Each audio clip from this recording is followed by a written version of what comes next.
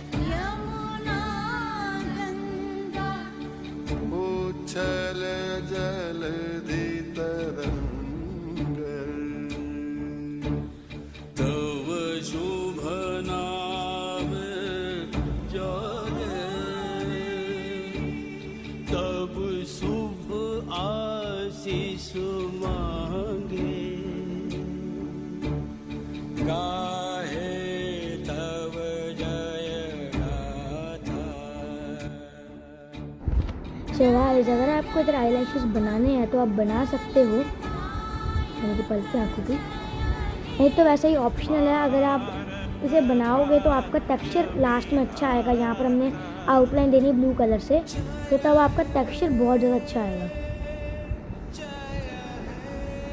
And आप इसमें ऐसे जैसे कि देख सकते हो, इधर मैंने इसको ब्लैक कर दिया था आइस की पलकों को, तो मैंने इसे ब्लैक कर दिया था। अब एंड में हम इसे ब्लेंड कर देंगे ब्लैक कलर को, एंड देन इसके बाद इसके ऊपर ही हम डाल देंगे पोर्शन ब्लू कलर, वो हम इसके ऊपर डाल के इसके ऊपर ब्लेंडिंग कर देंगे। एंड देन ये बिल्कुल ही फर्स्ट क्लास दिखेगा, यानी कि मेन जो हमारा बीच में सेंटर में होता है ना, जिसे हम चक्र भी कहते हैं, वो इधर बन जाएगा एक टाइप की, उसकी आउटलाइन टाइप बन जाएगी।